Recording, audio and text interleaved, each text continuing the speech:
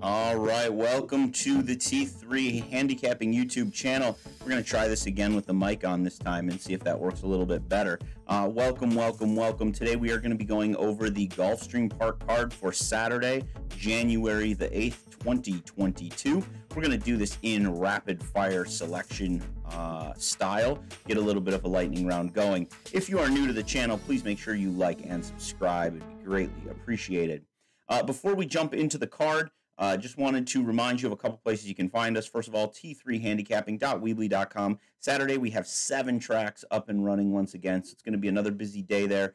Just $10 gets you full access to all of our tracks for the entire month. 30 days for just $10. Cheapest product out there, but we think well worth the value for sure. You can also find us right here on YouTube. Again, like and subscribe. Please like and follow our Facebook page. That's Handicapping, T3 Handicapping, Horse Racing. And then on Twitter at Handicapping T3, all great ways to locate and find us.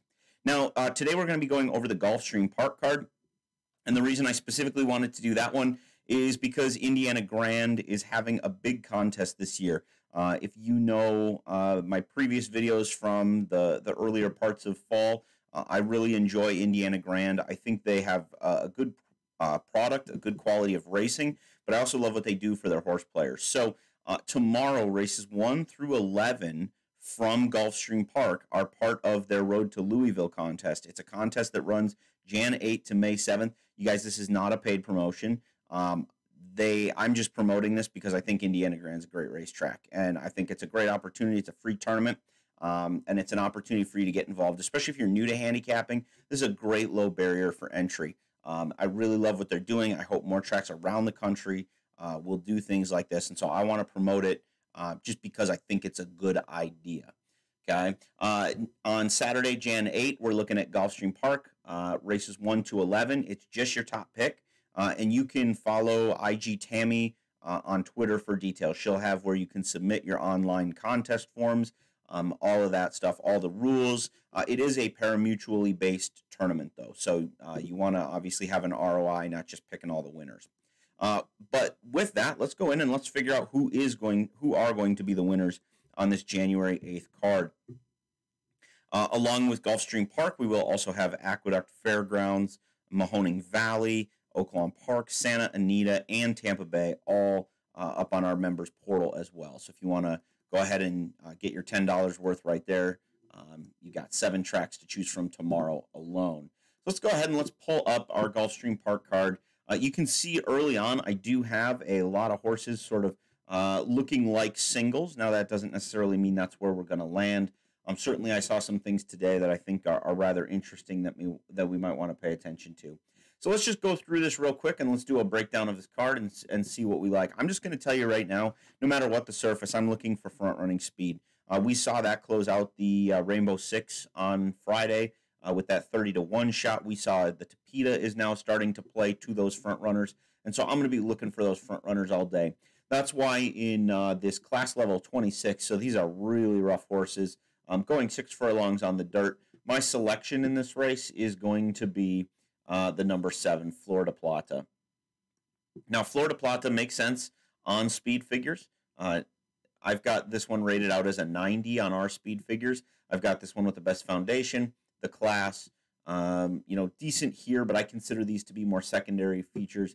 I love that this one I think is going to be way out on the lead unless one of these new shooters here really comes with a bang. But I just don't see that happening as I look at who they are and where their odds are. I just don't think they're going to have the pace to go with that one. So I'm 7 in the first leg. Race number 2, we're going class level 14, 5 furlongs on the turf, moderately paced race here. I've got a bunch of horses that look like they could be competing for the lead. I'm going to be honest, the 3 does scare me a little bit. Malraux, I might be interested in Malraux. I do like Captain Ron a lot. Has the class edge by about a point, which is fairly significant. But I got to be honest, I'm a little nervous about this early pace number from the number 3, and I think that inside speed, particularly on the turf, can be really good. So I'm going to be sort of deciding between either the 5 or the 3 as my choices in this one. I think Captain Ron is more likely, but I think if I get Malraux home, I think I've probably separated myself from a lot of the people in the contest right away. We have a tough race here. Race number 3 is going, oh, I'm sorry. Race number 2, the T at Gulfstream is Tapeta. So this is actually on the all-weather surface. So then Captain Ron really becomes even more interesting with that little bit of an outside. Sorry about that. Moving on to race number 3, class level 18, 5 furlongs on the turf. I've got Comedic. Now, Comedic scratched out of a race today, which I always think is a good sign. You can see easy pace advantage, easy race flow. You do have a lot of unknowns, and particularly this La Casa de Oro is interesting, but I think I'm going to go with Comedic here. It's the proven commodity in a really low-level maiden race. That's where I'm going to put my money. Race number 4, we're on the dirt here. And again, we've got a lot of unknowns. This is a spot here where obviously Midico at 6-1 comes up with the best numbers, but it's pretty clear why that is when you get to look at what's actually going on here. The horse that I'm interested in is Ironworks. Now, Ironworks is only a second choice on the board, and I don't typically like to take a first-time starter who's only the second choice, but I really like the ability rating on this one. I don't certainly want to take the favorite at 7-2 with this. So I'm thinking the 9, but I might also, just because, again, in a parimutuel tournament, we need to create some separation. I may be looking to the 4. There's a part of me that also really wants to use B on board, just getting that inside draw on the dirt if it shows some speed from the gate. But unfortunately, in this level, I think you really want a horse that's taking at least some action, and I'm not sure the 1 will. So I'm going to probably be mostly between the 9 or the 4 for my selection. When it comes to race number 5, we're going 6 furlongs on the dirt, class level 8, so pretty strong numbers here. I really want to go against Dean's List. I really want to look at one of these other types. I don't know if I can. It looks to me like Dean's List is going to get out to a fairly easy lead and should have enough coming home, I think.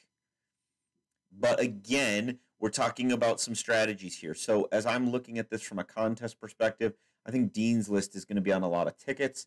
I hate to go against, but I've got this 4 horse that I really like showing up at a higher class, and now is going to, hopefully elevate some of these numbers. I'm going to go with the number 4 as my contest pick. I think the 5 is probably the most likely winner. I just can't back an even money shot in a contest. Now, this one we are going to the turf course. That's what the I stands for. It's the innermost course. We've got 8.5 furlongs at a class level 8. And this one does seem to be a much more wide open contest. I really like Propensity at 9-2. Tackle. I don't see Tackle as being as dominant as maybe things would suggest here. Now you are getting a little class relief, which should help. I wish Holy Emperor had a better race flow, because if there was a better race flow at the end, I would feel much more confident that this one's going to get home. But I think in this case, I'm going to actually end up landing here on. I'm kind of torn between 2 horses. I like Propensity at 9-2. And I also like Caribbean Gold at 6-1. And since I'm getting a better price on that one, and since it's on the A line of the T3 ratings, I think I'm going to go with Caribbean Gold as my selection there. See if I can get that one from just off the pace, and hope that the 5 doesn't just get out to an easy lead. Moving on to race number 7, we're at class level 14, going 8 furlongs on the dirt. I definitely want speed in this spot. And I'm kind of landing on 2 horses here, and that is either the 8 Bernie Lomax or the 10 Volcanic, although you can see that Volcanic is a closer, and now as I come back and I look, I'm seeing a lot of undefined run styles here, which means we're dealing with a lot of first-time starters or a lot of lightly raced horses that just haven't established themselves yet. Logico actually has the fastest overall figure at 10-1. That's sort of an intriguing idea.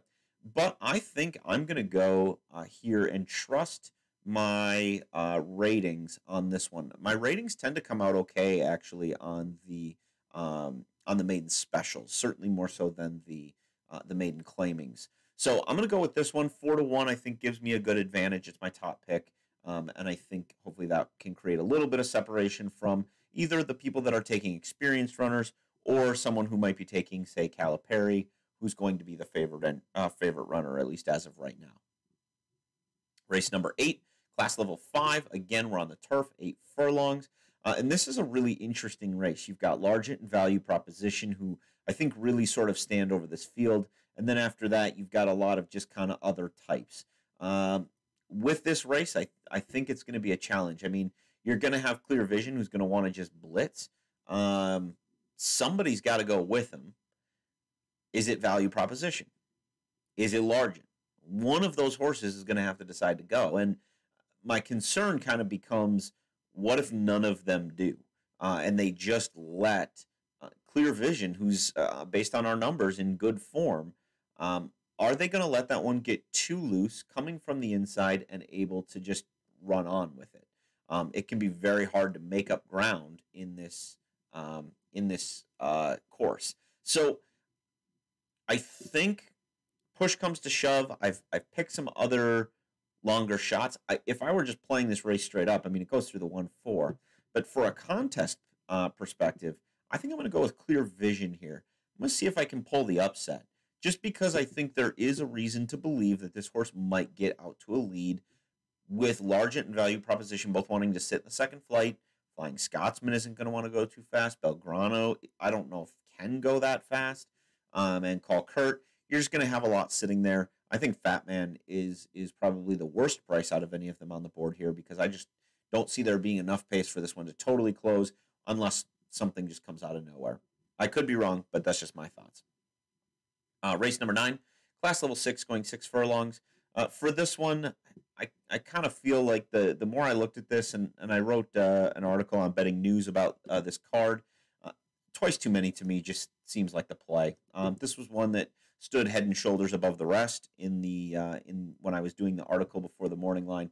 I think the morning line maker, I believe it's Pete Aiello down at Gulfstream, seems to have that one. I'm just going to take my best shot and move on.